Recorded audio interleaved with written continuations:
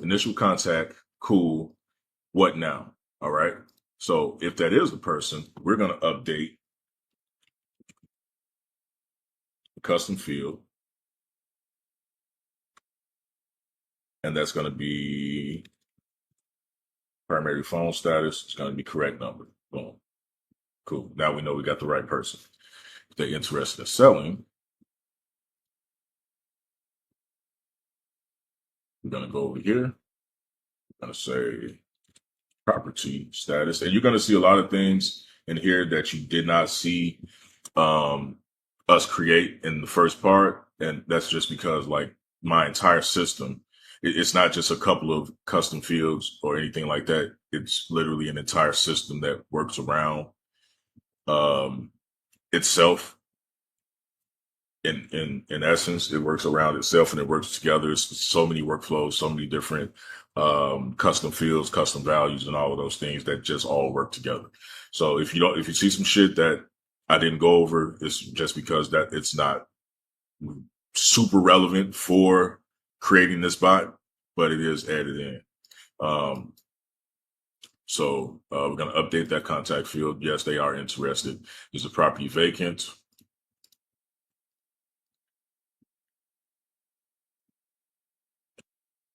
Vacant is going to be true. How long vacant? I don't think we have one custom field for how long it's been vacant. But if you want to create one, you can go ahead and do that. Property condition. Gonna update that.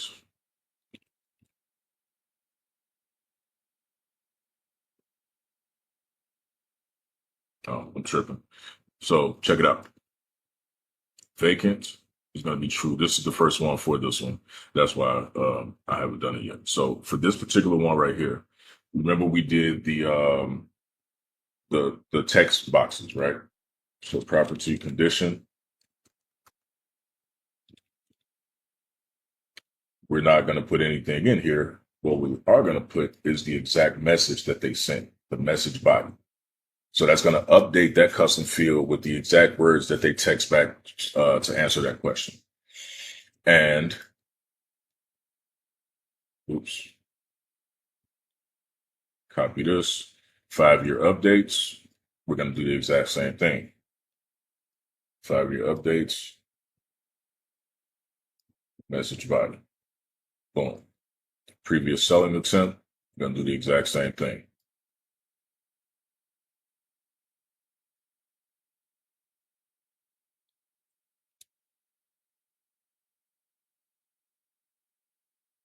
And you would do this obviously for all of the questions that you put in. And again, you don't have to follow this to the T because I left some things out, but you can add in, take out whatever you feel relevant for your business, right?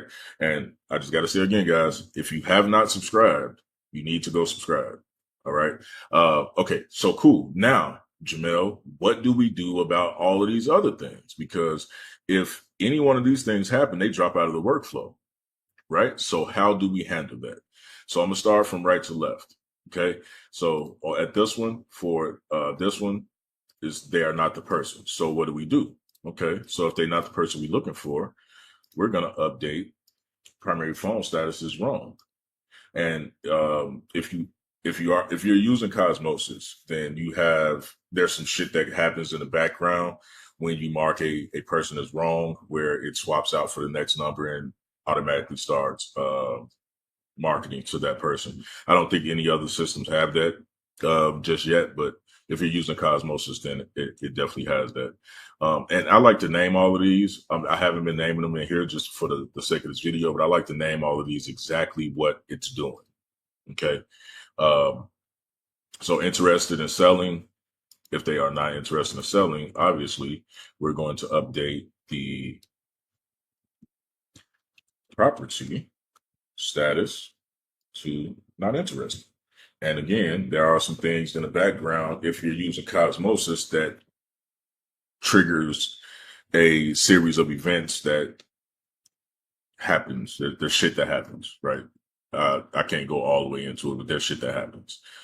So, okay, cool. This part right here, is the property vacant? No. Now, if the property's not vacant, you don't want to go and ask how long it's been vacant, obviously, because the place is not vacant, right? So what do? The property's not vacant. So we're going to add a go to that's going to come down here to the property condition now. So we're going to completely skip this question because it's not vacant. So we don't want to look stupid and ask if it's not, if how long it's been vacant. Okay. Now, how long vacant? If they didn't answer, we can do a couple of things. We can do a go-to that will ask the question again until they answer it, and then go to the next question. Or if you like don't really care about that question, and this can apply to any other questions, if you don't really care about that question, you could either remove this branch altogether or set a go-to to just go to the next question. All right. Property condition, same thing. If they did not answer that question, we can go back up and continuously ask the question until they answer it, or we can set it to go to the next question. One thing that I like to do is I like to set it to where it asks a question a certain number of times. And then if they don't answer it, then it goes to the next question. And that should be preset in your bot. Because if you read this up here, excuse me, be persistent. If the customer is not interested, get them to stay and continue the question. You can only give up after 3 times. Keep the conversation around the script question. If they don't answer, go to the next question. Okay, boom, just like that. All right, and you would have to make sure you put that in each one of them. Okay, so 5-year update, same thing. If they don't answer, it can go back up here and continuously ask them, or it can go to the next one. Boom, boom, boom, boom, boom. Okay, that's enough for all of that. Now, these other two, I said I'm going to go from right to left. So we got that part. And some of yours, once you get the hang of this shit and start getting creative with it, some of yours are going to have multiple branches, right? So what happens if it times out? Time out. If it goes to timeout is what I'm trying to say. The reason why it would go to timeout is after a certain amount of time, the person does not respond, it will go to timeout. The way it's set up currently that you're looking at is it will go out of the workflow and then nothing will happen. But that's not what we want to happen, right? So what do you want to happen when it time out? We're going to go to initial contact. We're going to continuously market to them until they respond. All right. Now, that's one option. There's another option that goes kind of like super in depth into something around the way my system works. I'm not going to go into all of that, but it does some extra shit, and yeah. But anyway, now what if no conditions are met? So they answered the question, but it didn't meet either one of these conditions. So what we're going to do is we're going to go to back up there. Okay. Now, guys, this bot that I just helped you guys build, this is literally all you need. You can fire your virtual assistant that's doing text messages for you. You can like save all of that money every month, and you can put that into your marketing. All right. So just a little preview of what we got going on over here.